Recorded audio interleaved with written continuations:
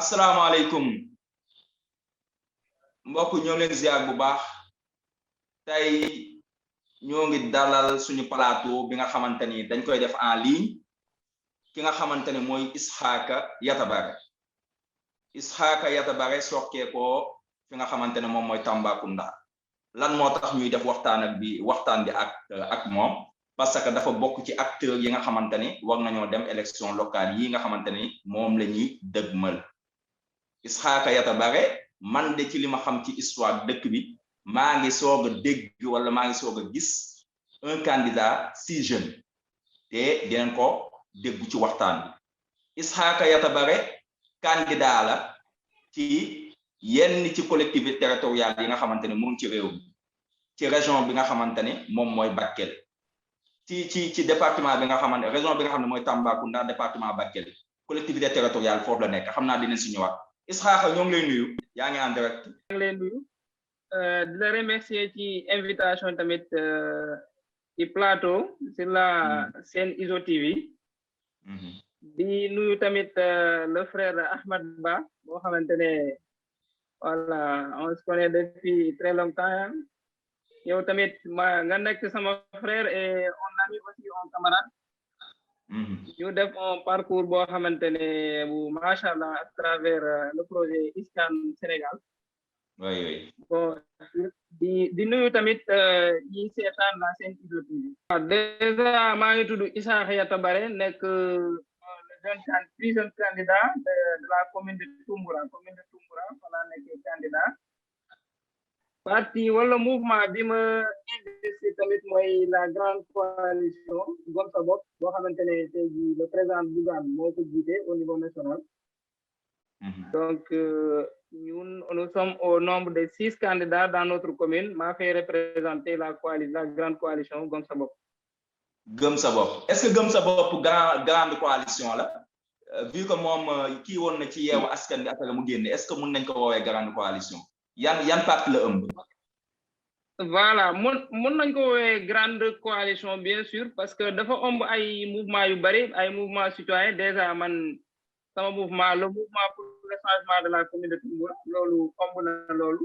en plus tey jii le maire de la commune de Médina Bamba Fall moom ci la bokk donc ce n'est pas une petite coalition donc on peut l'appeler bien sûr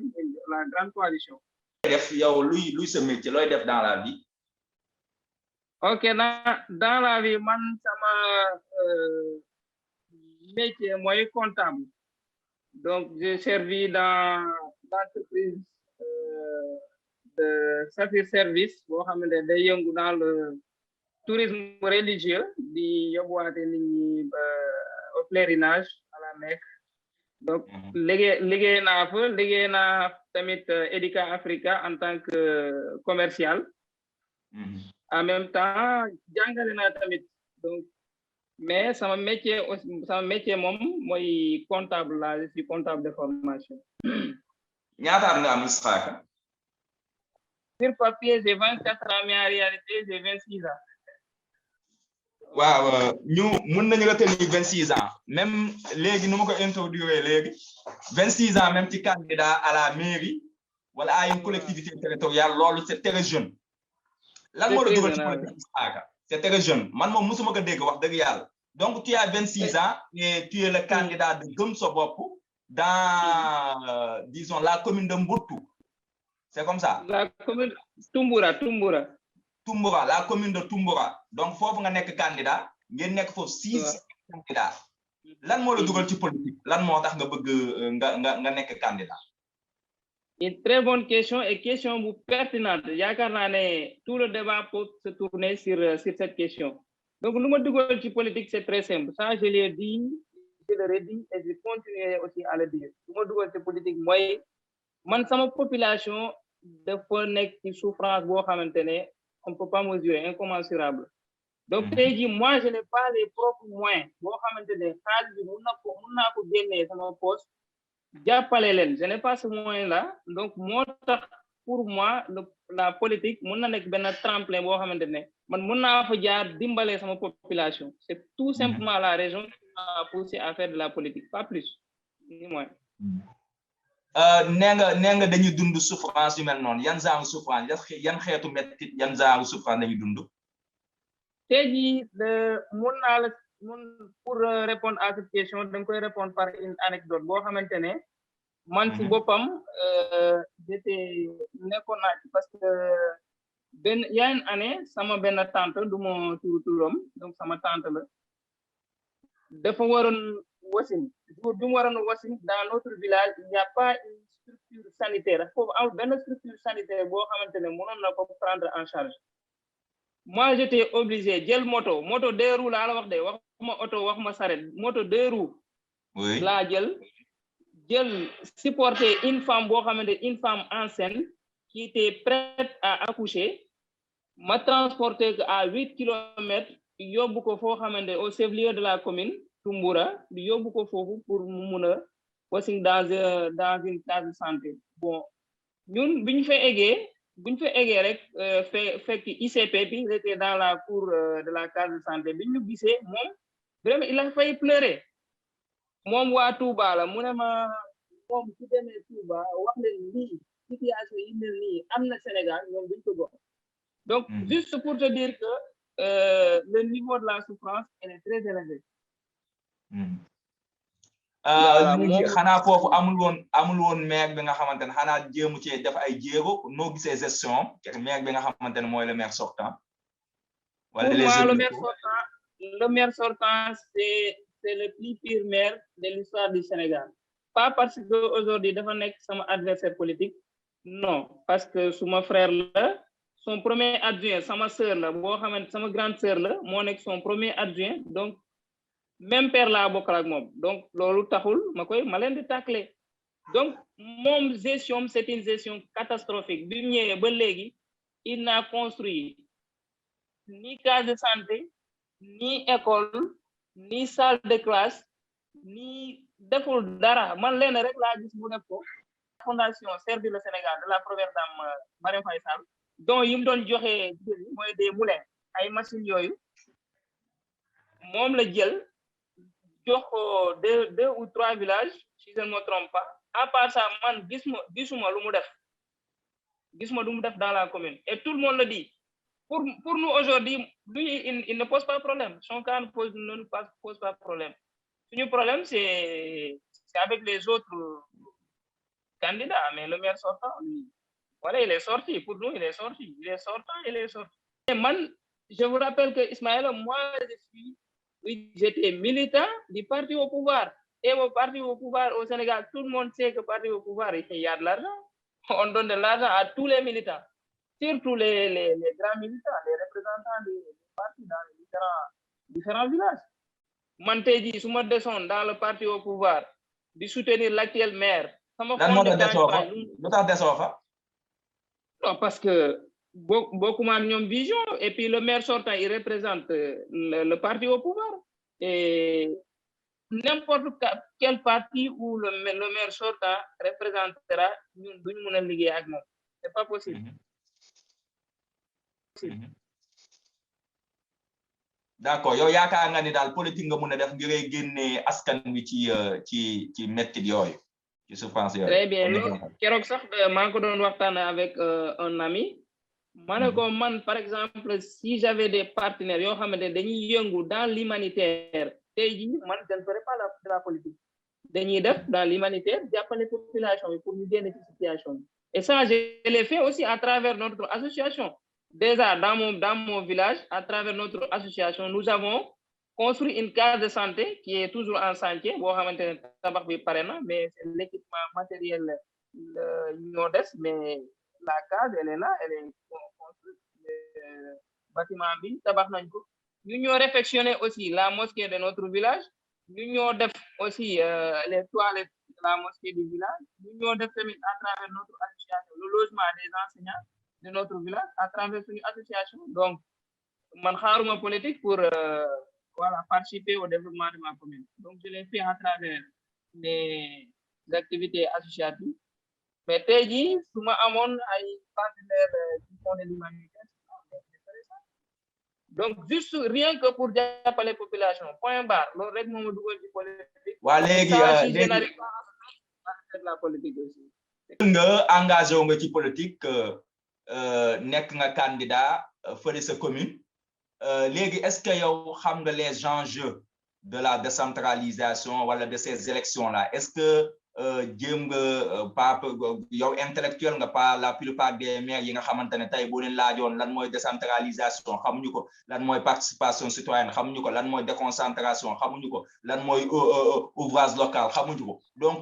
lépp li nga xamante ne jëm na ci mbir moomu est-ce que yow xam nga ko les domaines de compétence parce que tudd nga fi léegi ay defar case et cetera est-ce que aussi fi nga xamante ne nu ñu koy waxtee am na zone am na domaine d'activité yi nga xamante ne du ressort maire bi du maire moo fu mun a intervenir comme lu ci mel ni defar tëli loolu ça demande beaucoup de moyens te xam nga léegi nu ñu koy waxante collectivités territoriales yi mairie yeeg jafe-jafe yu ñu jànkonteel ci wàllu financement et cetera yow est-ce que am nga benn programme bi nga xamante ne wala ay activités yi nga xamante ne yow tëgg nga ko ci benn téere wala ci benn feuille wala mu nekk xalaat yi nga xamante ne yow daal yaakaar nga boo ko teree boo ko appliqué di nga dimbali sa population wala sa waa village wala sa waa commune ñu génn ci ndóol. Moi je pense que képp ki nga xamante ne tu veux être maire soo amul programme war présenter wul il ne devrait même pas te présenter devant des gens pour wax leen fal leen ma alors tu n'as même pas un programme. Et c'est malheureux d'ailleurs au Sénégal dañuy gis ay maires yu bari amuñu programme ñoom seen xaalis lañuy yor ñëw battre ko jox ko nit ñi meeting bi invité un DJ qui va faire du show et puis gars yi kontaan ñu poul bi tasaaro ku si nekk dem yoon programme man doxewuma noonu ci ma xam tamit xam nañ loolu bon man sama programme pour man bindoon naa ko yaat cela quelques années bind ko ci kayit mu ngi sama portable malheureusement le portable je l'ai perdu mais wax ñu ko lu ci ëpp solo rek duñ manière voilà pour tënk que donc sama programme d'abord damay commencer ci wàllu santé wergu yaram man bokk na ci sama programme dans parce que sama commune elle est composée de 7 villages dans chaque village dem fay construire une case de santé village yi nga xamante ne amaguñu case de santé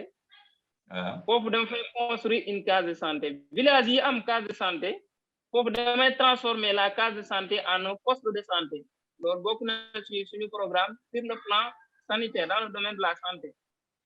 ci éducation ci njàng bokk na ci suñu programme village yi nga xamante ne amuñu classe bu doy ñu construire leen ay salle de classe village yi nga xamante ne tamit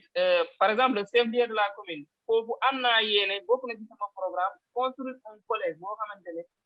ñun suñu les jeunes de la commune surtout ñi jógee dans des familles yoo xamante ne seen loxo jotul seen ginnaaw ñoom ñu génn aller jusqu'à Tamba dans la ville de Tamba d'autres vont à Kidira d'autres à Goudiri des centaines de kilomètres pour faire 6e ba 3e kese pour moi je trouve ça anormal moi j'en ai payé les frais parce que man demo sama collège 6e ba terminal dans la ville de Tamba laa ko defee à 200 kilomètres de ma famille donc man xam naa ci dara donc su ma jógee loo foofu ci pour les jeunes man déjà ci ñoom laa bokk ñoom bokk na ci suñu programme organiser une coupe de maire yi boo xam ne chaque année dañuy organiser ay coupe de maire yi boo xam ne jeunes yi day tax les jeunes de la commune dañuy xamante yow di nga football di nga bokk ci équipe yi football nga wane ni boo nekkee maire bien sûr non xam nga sama équipe sa biir ngandeegul instant yow biir bu ngandeeg donc di nga mun a voilà yow moom xam naa la mun nga football macha allah. La femme ban place la am ci sa programme la femme les femmes de cette commune là. C'est vrai que actuellement avec la montée en puissance des combattants pour les droits des femmes tey jii bépp politicien loolu moom côté jigéen dañ koy sóoraale moom ñun duñ ci exception mais ñun suñu commune alhamdulillah man mun naa ne ci sama parti sama militant yi ñi ci ëpp ay jigéen lañ donc ñoom soorale naa leen ci programme bi dès le début mais ñoom seen demande moom elle est pour man elle est très facile à régler parce que fu ma dem def que ça soit suñu porte à porte que ça soit suñu rencontre ak jigéen ñoom li ñuy laaj mooy ay jardin la ñuy laaj pour te dire que elles ne sont pas exigeantes. Donc mooy benn donc loolu demande moom je l'ai prise en compte deuxième bi mooy seen formation bokk na ci sama programme seen formation dans la transformation locale parce que ñun suñu zone bi am na ay produits locaux yu bari foofu par exemple buy ñoom buy bi mën nañ ko transformer xoox bi tamit mën nañ ko transformer def ko café. Consommation locale. Voilà, consommation locale, former leen d'abord, à commencer par la formation, après appuyer leen, jàppale leen ci transformation bi pour surtout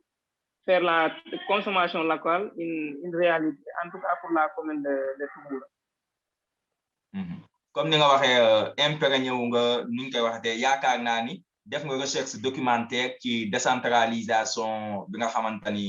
soob nañ ko avant même la colonisation avec les 4 communes tout ça yow lan nga jàpp ni mooy problème mooy enjeu lan mooy problème lan mooy gàllankoor décentralisation parce que tamit yenn saa yi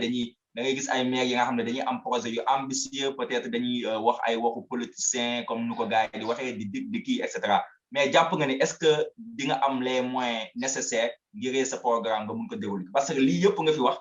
xaalis moo koy dérouler. waaw pour man décentralisation bi politique la boo xamante ne en soi c'est une très bonne politique initiative la c'est une initiative installée waaye application bi là y a problème pour moi décentralisation au Sénégal c'est toujours quelque chose boo xamante ne c'est du ma ne sax à parfaire parce que pour parfaire une chose il faut qu'elle existe. Donc décentralisation bi pour man elle est des na vraiment ça reste beaucoup surtout les maires yoo xamante ne ils sont pas du camp du pouvoir ñoom dañuy am problème bu baax a baax pour exécuter seen programme donc là am na beneen option wala beneen porte de sortie pour ñoom donc ce sont des partenaires. Donc, sa partenaire, sama programme bi, mes partenaires peuvent me soutenir pour réaliser programme bi sans problème. Kon am nga ins bi am nga partenaire ba pare wala après nga koy ut boo amee. ins bi ñu ngi waxtaan du ma ne am na ay partenaires tout de suite bon ay partenaires étrangers aw ma ko mais des partenaires nationaux fii ci Sénégal ñoo xamante ne sont prêts à travailler avec nous donc am nañ ko wax dëgg yàlla loolu am nañ ko au Sénégal. Maintenant, il faut aller chercher ailleurs parce que ñoom en général ñoom ñooy xam affaire bi bu baax a baax. Là, il faut qu'on se le dire. Donc, yenn investissement yi partenaires étrangers yi ñoo koy ñemee def ñoom ba quand ils viennent dans votre commune ils regardent xam fii ñoom mën nañ cee gagner ñoom tamit parce que c'est du donnant-donnant amul du gratos donc ñoom buñ ci gisee seen bopp. ñoom dañ leen di jàppale bu baax a baax yow tamit dang ci am donc ci côté boobu moom je pense que am nañu yaakaar bu baax a baax pour au niveau de nos partenaires dañuy am ay soutien ay appui pour réaliser nos programmes notre programme waaye tamit ci état bi ñun dañoo am budget chaque commune a son budget donc rien que le budget man parce que sama programme dama ko adapté ci budget bi maintenant seen budget commune ñaata la non ça va autour de 30 millions par année. D'accord parce que 30 millions yooyu bu ñu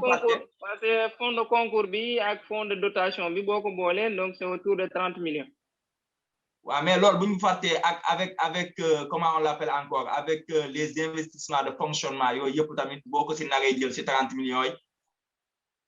fay ñi nga xamante ne ñoom ñooy liggéey ci mairie bi ak yu mel noonu la voirie tout ça donc ça pose problème donc mun nañu wax ni mun nañu résumer rek loolu du dara mais am na benn laaj bi ma am xam naa léegi ñu kii parce que temps bi daf ñoo xoj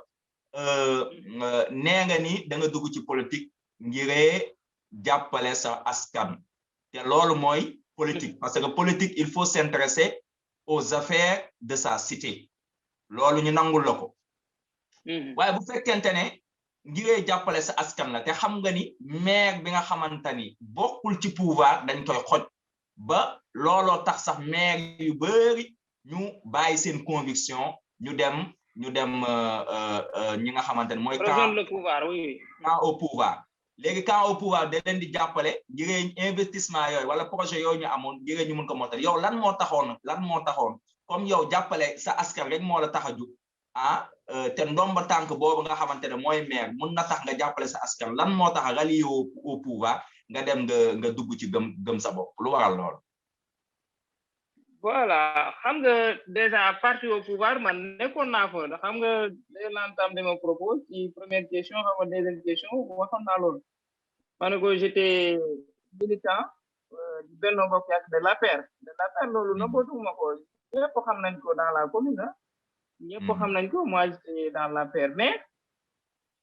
déjà APR le maire sortant tu sais que tu dois savoir que le président Macky Sall il a investi tous les maires sortants. À part quelques exceptions près, sinon dafa leen reconduire leen ñoom ñëpp donc moi je ne peux pas être candidat dans le parti au pouvoir. Waaw liste parallèle bi tamit donc il y a le coordonnateur communal qui a été investi donc dañoo créer parti bi dafa créer une liste parallèle ëllëg Sénégal donc investir kooku tamit te ñun ñëpp bon bokkuma ak ñoom vision parce que je les connais. Nous avons travaillé dans le parti au pouvoir dans le passé donc xam naa leen et xam naa seen limite xam naa ne tamit on peut plus continuer à travailler ensemble parce que man fu ma bëgg yóbbu commune bi ñoom ils l'ont fait parce que puisqu'ils ont tous été dans l'équipe municipale donc ils ont montré leurs limites seen incompétence donc je ne peux pas continuer à les suivre. D'accord justement ça va entre ici mooy fi ngay bëgg yóbbu sa commune y a Ahmed qui a posé cette question. Nan nga yaakaar parce que am na benn terme mu ñu attractivité mooy tax def ay jumtukaay ba nga xamante ne def ay mbir def ay projet ba nga xamante ne yow sa collectivité day xëcc nit ñi day am benn attraction bi nga xamante ne da koy def nan nga compter def lan nga yaakaar def nga xamante ne sa commune day am lool. waaw ñun déjà ñu ngi sant yàlla bu baax waa suñu commune dafa am ay ressources déjà foofu am na pas dans la commune géographiquement pas dans la commune de Toumboura waaye dans ci zone bi dafa am beaucoup de sites d'orpaillage te ñun suñu commune tamit mun nañ ko am site d'orpaillage bu gën ko élargir gën ko dooleel ba mu noonu benn mine d'or boo xamante ne foofu sax état bi sera obligé mu ñëw liggéey ak ñun parce que là il y aura l'exploitation de l'or pourquoi pas du fer.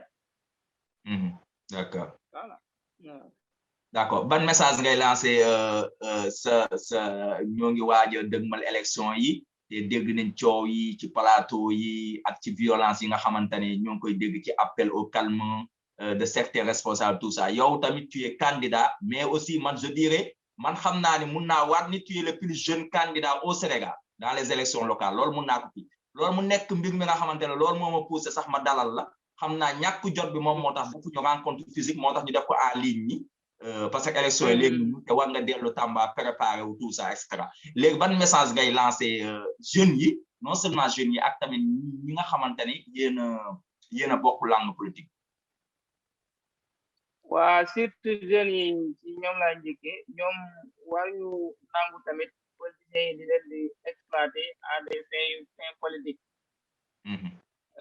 ñu bàyyi tamit activisme réseaux sociaux yi ñu wàcc ci terrain bi liggéeyal askan bi man jeune yi vraiment message bi may lancé à l'endroit de la jeunesse mooy loolu nañu moytu bu baax a baax l'exploitation des hommes politiques parce que tey ji ku jug rek jeunes yi mooy sa cible parce que xam ne ñoom moom dañuy ànd ak foofu bon exploiter leen voilà jéem a leen utiliser dafa xaw yomb parce que jeune moom lu mu gom da ciy dem ba jeex donc ñoom vraiment lu ma leen di conseiller mooy ñoom ci boppam ñu wàcc dans la base dans leurs différentes communes def des porte à porte candidats yi ñuy soutenir ñu xam candidat yoon est-ce que ce sont les bons profils ñu defal leen campagne boo xamante ne campagne bu civilisée dem expliquer population bi c'est le programme, ça c'est le programme de notre candidat.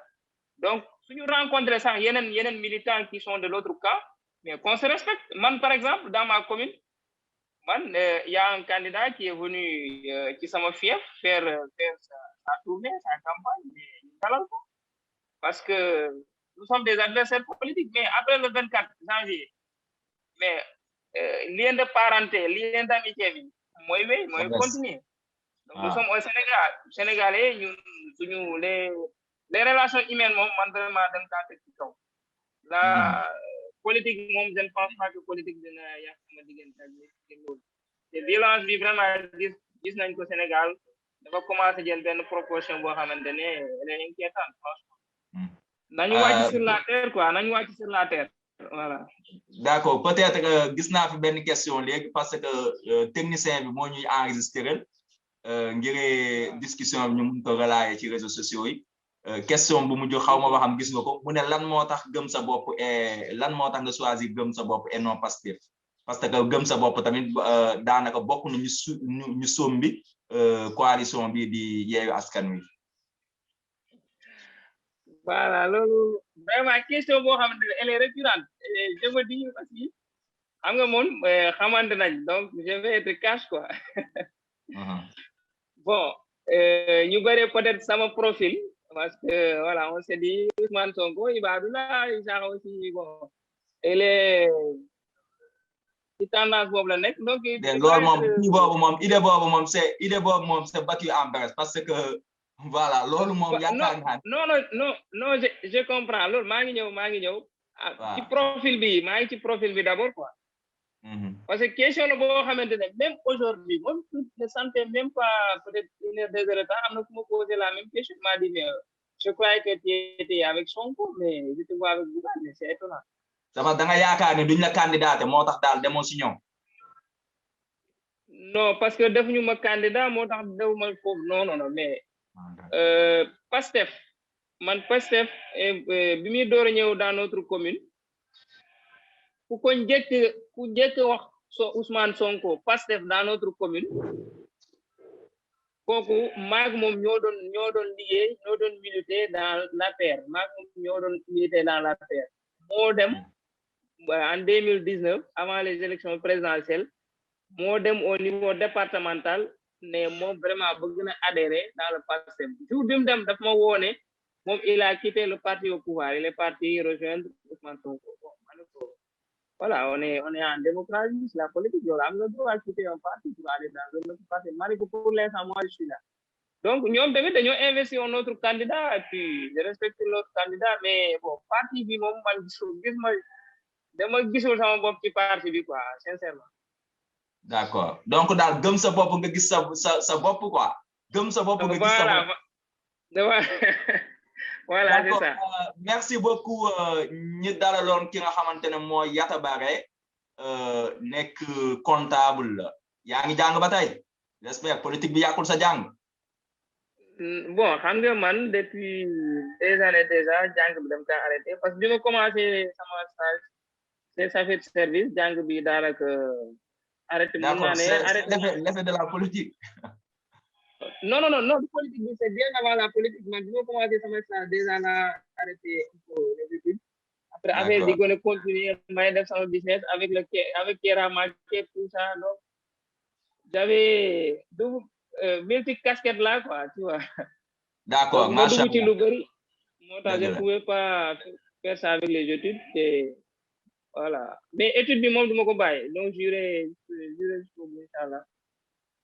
Vraiment merci beaucoup Yatta Baré temps baa ñu xot waxtaan bi am na solo lool parce que lii ça fait énormément de plaisir nga gis sa morom jeune bi nga xamante ne engagé wu na ngir dimbali population ngir dimbali fi nga xamante ne foofu la yeewoo loolu yaakaar naa ne jeunes yëpp buñ ko defoon ci côté dans les associations wala individuellement wala voilà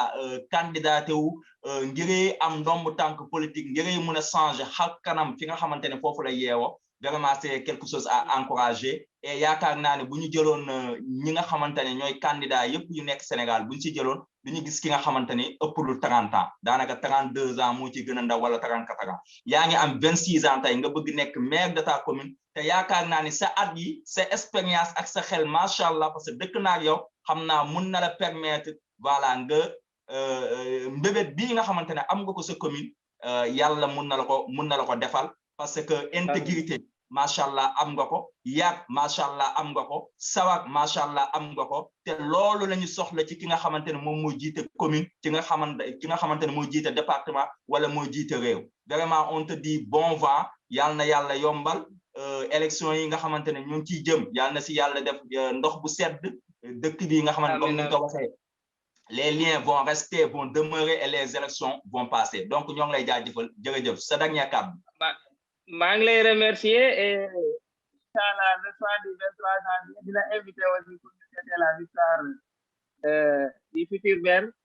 de la commune de Toumouré Cheikh Yatouba inchallah ci kattan suñu borom